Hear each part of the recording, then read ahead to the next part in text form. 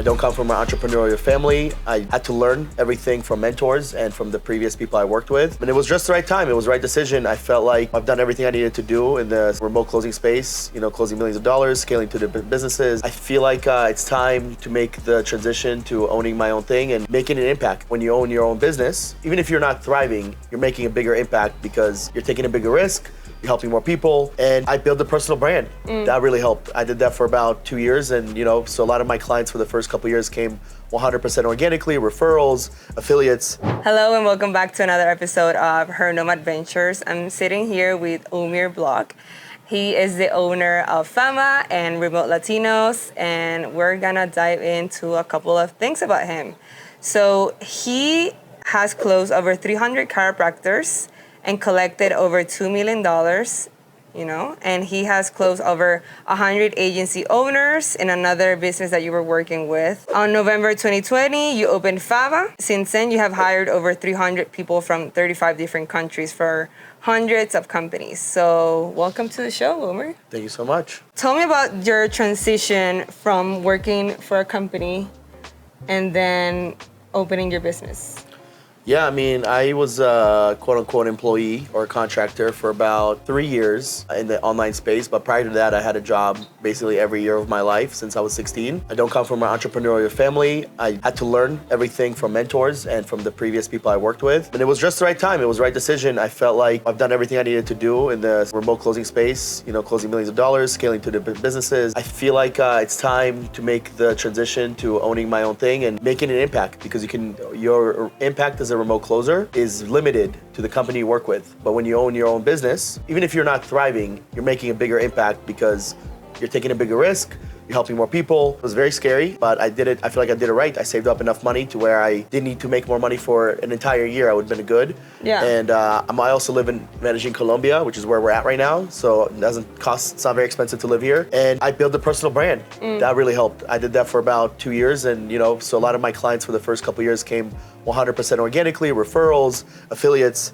Awesome. So tell me about Fava. So in 2020, we opened Fava because I was seeing that agency owners like yourself and other people, you guys are on the coaching program that I used to sell for, you were struggling with finding VAs, right? It's so easy to go on Upwork and Indeed, but then the whole process that every second you spend recruiting, you're taking away time from building your business, making your product better. And that's where, I thought to myself, I feel like I can figure out where to find these people. And thankfully, I did have a couple connections. They helped with first few hirings that we provided to some agency owners. Actually, I spoke with one of my good friends today, Eric, who was my very first client in November 2020. And since then, he's hired, I think, 13 or 14 people for like 2 different businesses, which has been really, really cool to work with him. And about a year and a half later, I wanted to leave the agency space because I feel like agency space, although it's growing, I think there's other places out there where there's more money, and I feel like I wanted to work with more mature businesses. And that's when I partnered up with my current business partner, Esteban Andrade. Shout out to Esteban. Shout out to Esteban. He lives in Miami, and we opened Remote Latinos together, and it's the same exact company, same exact everything, except the name is different, and we work with real estate investors and wholesalers. So majority of my clients today are real estate investors, wholesalers, people in that. We still work with agency owners and consultants and coaches. I just don't promote for it as much. And Cool. So by the way, for those who are not seeing us in video, we're wearing these 2 cool hats. We're in Colombia right now. We're sitting in Omer's apartment. Super cool views. So for those who are not seeing us, this is where we're at right now. So Omer, tell me about what are some of the bottlenecks you went through when you first started your business? The biggest bottleneck is always there's 3. It's marketing, sales, and fulfillment, right? So you always have to go through it. Thankfully, I was good at sales. I had some sort of marketing. I would say fulfillment because I didn't really know how to have the vetting process like we have today. I didn't know how hard we had to vet people, what kind of tests we need to do. I just didn't know. I didn't know about that world. I didn't have anyone showing me the ropes of, hey, here's how we hire VAs, here's how we do everything. I just kind of learned a little bit from everyone, and I took a lot from my clients. I actually learned a lot from my clients, and obviously they made the product hard. So I'd say fulfillment was one of the biggest bottleneck. The other bottleneck was that traveling. I'm sure you know that as well. As much as I love traveling, I'm here in Medellin, I'm going to Argentina in a month and a half, and then, I have plans on other countries I want to visit. But when you travel across different time zones, traveling's already hard. Even if you're traveling from Miami to California, hard. But then you travel across different time zones. I mean, you've been to probably like 10 different time zones this year. Maybe more. 5 different countries. 5 different countries. Or 6 countries. Yeah, I'm at like 6 different countries, 4 different time zones this year. It's hard. So that's really hard. It's challenging because you wanna do it to explore and take pictures and go out and make memories. But you also have a business and you have team members to take care of. So I think that's pretty hard. I think it's something that if you're a nomad and you run a business, that's a huge challenge. Where when I used to work for a company, I know my schedule. I came in, I closed. I can do whatever I want. Yeah. Now there's so many different things I have to do and to take care of people and raises and hire and fire and new offers and Black Friday. It's like every day my mind can be on business. So that's another bottleneck. And then I would say the last bottleneck is I actually mentioned this in the last podcast I just did, which was in the beginning we didn't say no to anyone. We didn't say no to business owners, and we didn't say no to candidates. We just kind of said yes to everyone. Right. So we played the yes game. But what happens when you try to help everyone, you help no one, right? So now we're a lot more focused. We have a niche. We also turn down like 80 to 90% of the VAs that come our way, and we only really focus on the 5 to 10% that go through the process, are actually real, and they're actually good at what they do. And so yeah, those 3. So to recap, travel, saying yes to everybody, and fulfillment in the beginning was definitely hard. Nice. So how many employees do you have right now, currently? 16 For just Fava or both? So both companies are under the same umbrella. Nice. Yeah. Nice. So that managing a team remotely could be super difficult for some people. Yeah. So what are some tips that you may give to new entrepreneurs that want to build an online business and they want to work solely remotely and they want to build a remote team? Like what? Yeah, absolutely. Tips can you give? The biggest tip is to have meetings, consistently have meetings. I think one thing that I slacked with, maybe like the 10th month or 11th month of the business, is that I just kind of stopped taking meetings with my team. Maybe I was doing it once or twice a week. But that's not enough. So I think that if you have a big team over 10 people, it should be department meetings. But if you have less than 10 people, there should be meetings every single day. Like even for 30 minutes, it doesn't have to be like an intense meeting where you go over like 500 things, but like just meet, see people's faces, feel their energy, because I don't know how people feel on a regular basis unless I check in with them. And part of that is communication. So obviously we use Slack. I'm sure you use Slack as well. So Slack is huge, but I don't know if I'm texting you. You have no idea how I feel. Yeah. But if you show up to the camera and I show up, I can kind of tell what you feel, right? And the goal is to build a culture of trust. So like one of our core values is candor, which means freedom of expression, right? I want people to be able to express themselves to me, to their team members, whether they're freaking feeling incredible or the complete opposite. I want them to feel comfortable that they come to me as their boss, the CEO, whatever, and they can trust me. So I think that's the only way you can do that is by having meetings, is by communicating effectively every single day. I think a lot of people, myself including, I came from prior to 5 years ago, every job I had was in person, selling cars. My first sales job, I used to work at Topgolf, like even the restaurant I used to work at, of course, is all in person. It's a lot easier to build relationships and build a culture in person because you're right there. I can immediately pump someone out. I can tell how they're feeling. But on video, it's very hard, and you don't know. And people a lot of time put on a show, put on an act to make themselves feel better, but in reality, they're not. And the way you catch that is by having meetings, have one-on-ones. Like that has been a huge impact to me. Is like having one-on-ones with my leaders, having department meetings as we grow up. But in the beginning, when we had like 5 to 7 of us, we used to have meetings every single day, and sometimes 2 meetings a day.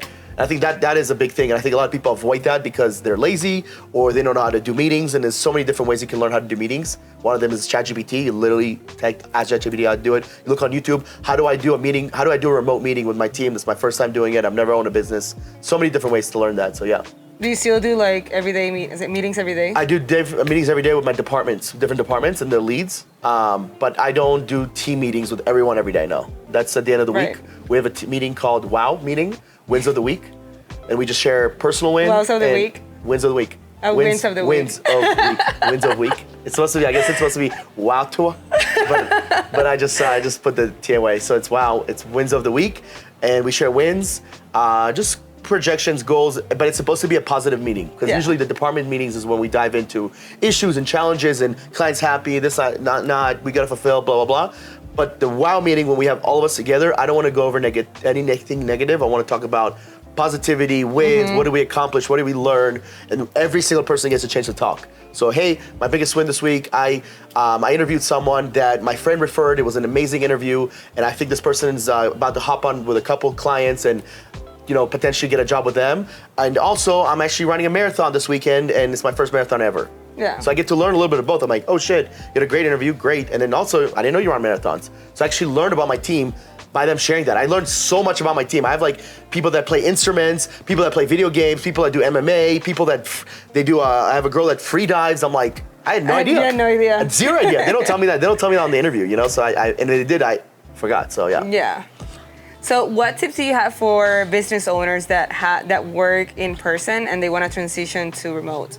I think the first tip is to do it slowly and not to force it like, oh man, we're gonna go for fully remote. I think that's a complete culture shock. Yeah. So maybe starting with 1 day remote, then 2 days, then 3 days and fill it out, right? Because it all boils down to results, right? You gotta do what works best for your company, not what is most comfortable and most appealing. It's about results. So I would start with 1 or 2 days of remote in the beginning and create those days.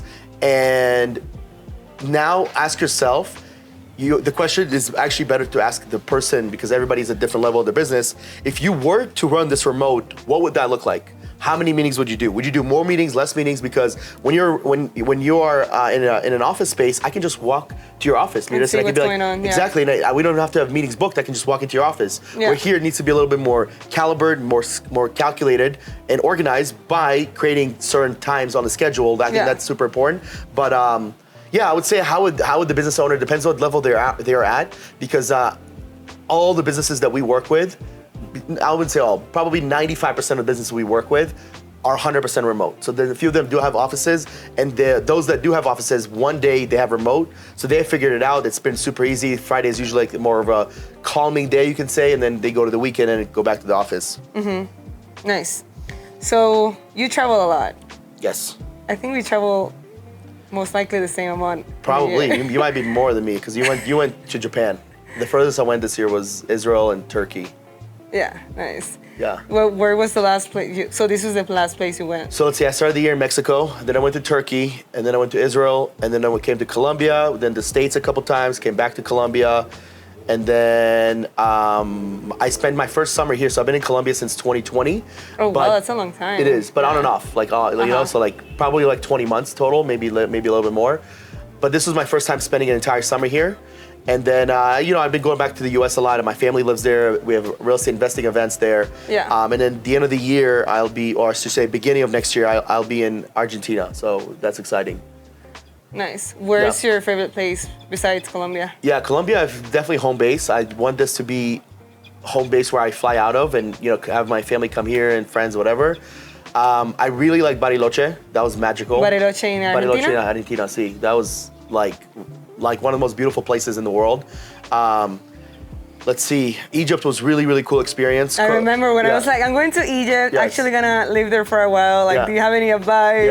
Yeah. No, you probably have more advice to me now because I only went for 4 days. I was really? in Giza. Yeah, I was in Giza.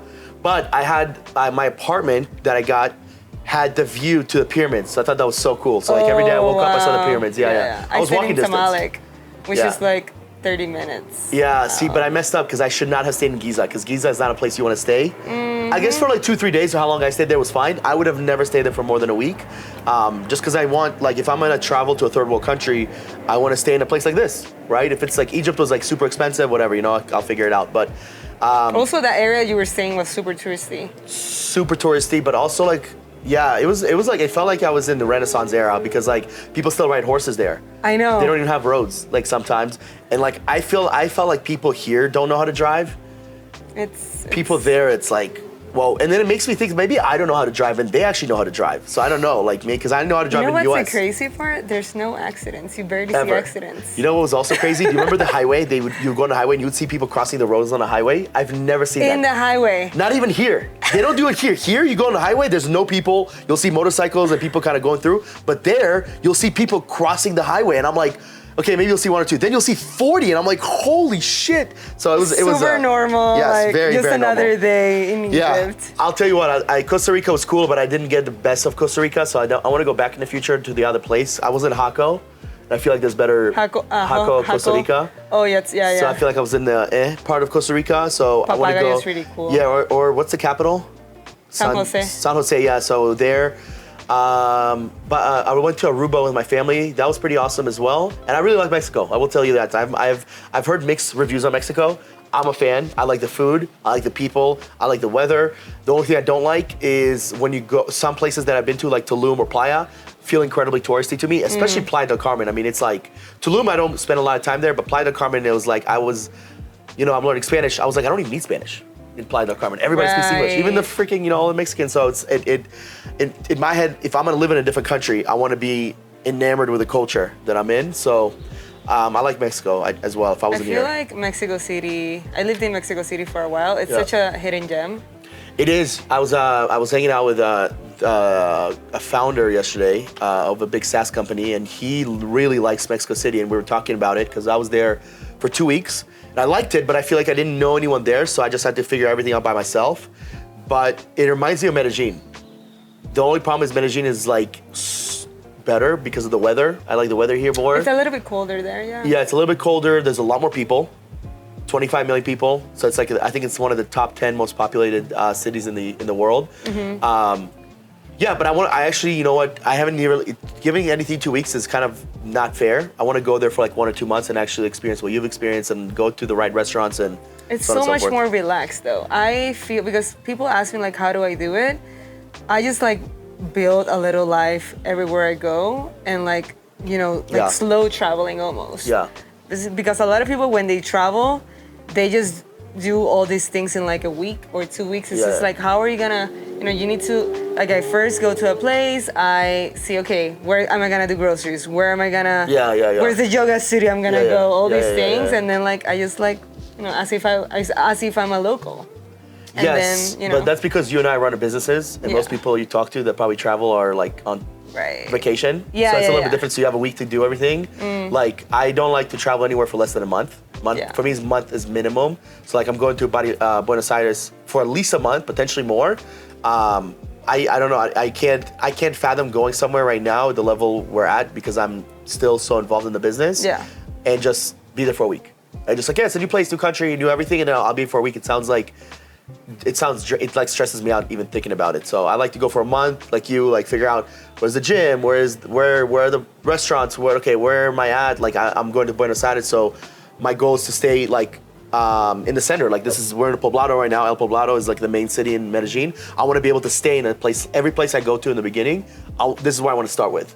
I used to not be a city person, but then I realized I like people. Like why would I not want to be a city person? So I want to be started in the middle of the city and then kind of go further out and see, what's at the top of the mountain, and you have Guatapé, you have this and that, so, yeah. Cool. So this is the last question, by the way, what piece of advice can you give to new entrepreneurs that want to start their first online business? The best shortcut to success is paying paying mentors or like programs. Shortcut your way to success, whether you're doing e-com or you're doing agency, whether you're doing virtual assistant, whatever, is to pay someone that knows more than you so you can speed the process of trying to learn yourself, right? That's like the first and foremost rule, number one. Number two, it's to start and not overthink it. Stop thinking about the website, the logo, or the name. Start thinking about the service and who you're gonna work with and what you're gonna do and how you're gonna serve the world. Otherwise, you're gonna sit there and just think about a logo and a website all day. And then number three, it's to get your first few clients. And actually, now we know what? Number three is to go buy $100 million offers and $100 million leads by Alex Hormozi. Because I swear to God, I'm reading that book right now. And like majority of it, I'm already aware, I've already done a lot of the stuff. But I'm like, wow, if I was starting a business, this is all I need. It's like the Bible. It is basically literally the Bible. So I think what he's doing is 100 million offers, leads, and then conversions. That's what I think it's gonna called. Because he has the third one. I mean, it makes sense, yeah. Because it's like, offers, leads, and sales, basically, right? But I don't think he's gonna call it $100 million sales. Maybe he will. But the third book is gonna focus hardcore on sales.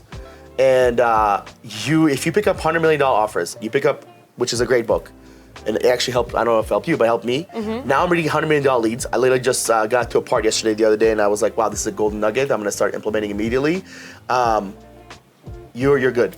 So those are really good. Alex and Layla are really, really good to like follow in the business world. I always try to mention them because when we started, there was not Alex. There was like Greg He Cardone, just Ty started. Lopez. He just started when? Yeah, he started 2 years ago.